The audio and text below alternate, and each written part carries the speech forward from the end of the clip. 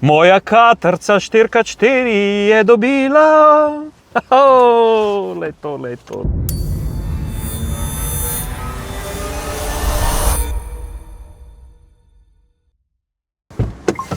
Dober dan. Predstavljam vam Renault 4 s terensko uniformo, s terenskim pogonom in oznako Savan.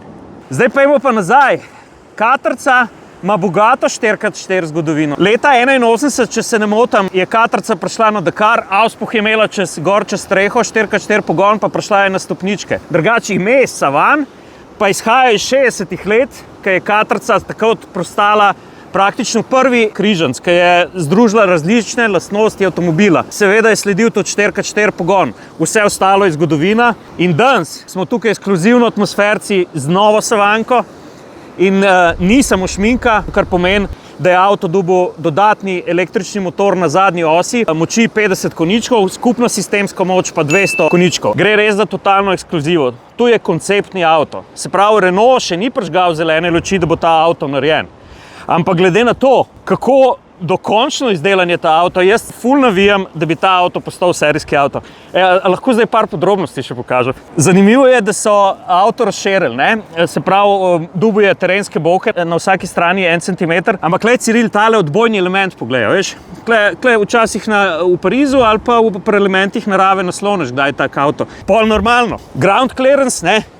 Pri Savanki mora biti ground clearance večji, se pravi, avto je dvignen za 15 mm, centi pa pol. Klasične all-terrainke gor, pač trekking v butu mora biti, oznake 4x4. Glej, streho poglej, seveda reke za strešni šotor. In če klej od spod pogledamo, ne, Ciril? Glej, kako je poden dobro zaprt, orange shoes plata, ne? In klej pride dodaten motor.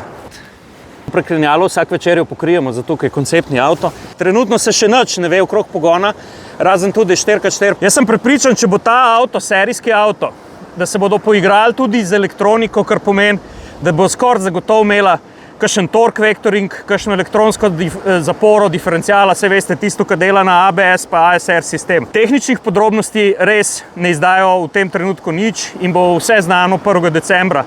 Če bo avto dobil zeleno luč za serijsko izdelavo, pa kaj bo imel noter. Pa da boste vedeli, zakaj se s tem avtom sem po plaži vozim.